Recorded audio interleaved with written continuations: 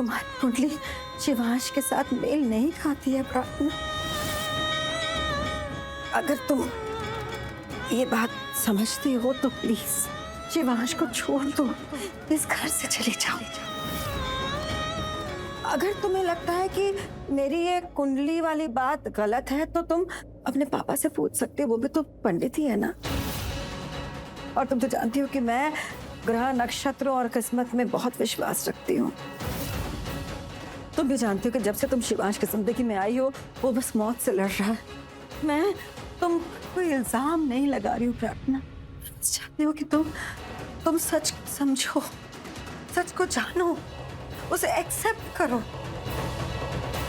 तुम्हारी जगह कोई और होती ना प्रार्थना तो अब तक बात को समझ चुकी होती और शिवांश को छोड़ के जा चुकी होती। प्लीज प्रार्थना, मुझे मेरे शिवांश की जिंदगी चाहिए और वो जिंदा तभी रह पाएगा जब तुम उसकी जिंदगी में नहीं रहोगी। यही बात मैंने कल हॉस्पिटल में भी कही थी, बस बहुत बुरी तरीके से कही थी और गुस्से में मैंने तुम्हारे आगे दामन फैला के तुमसे भीख मांगा था।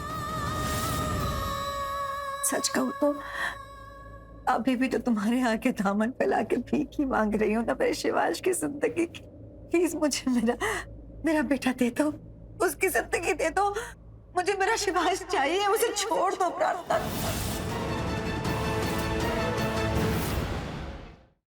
क्या सोच रही हो? तुम इतनी स्वार्थी तो नहीं हो सकती ना प्रार्थना, नहीं हो सकती तुम इतनी स्वार्थी। तुम इतने बड़े घर में ठाट बाट से रहने के लिए किसी को मौत के मुंह में नहीं धकेल सकती। ये गलत होगा प्रार्थना। तुमने अगर उसे नहीं छोड़ा ना तो मेरा शिवांश मर जाएगा। नहीं नहीं नहीं, मैं शिवांश की जिंदगी के लिए कुछ भी कर सकती हूँ। तो तुम उसे छोड़ने को तैयार हो? बोलो, छोड़ोगे उसे? बहुत कुछ नहीं करना है, सिर्फ एक कदम, एक फैसला। शिवांश को छोड़ दो, उसकी जिंदगी से चले जाओ और फिर कभी पलट के वापस मत आना। बोलो, करोगे? ठीक है, चली जाऊंगी, पर मेरे लिए तो शादी जन्मों जन्मों का बंधन है। तो ऐसे तो नहीं चाहूंगी कि बस अपनी शादी को यूं ही बस तोड़ के चली जाओ।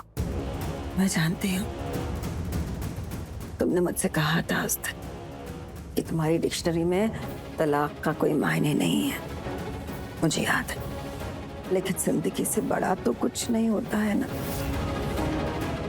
अपनी आत्मा से पूछ के देखो, जिंदगी से बड़ा कुछ होता है क्या? तुम शिवांश को छोड़ने के लिए तैयार हो?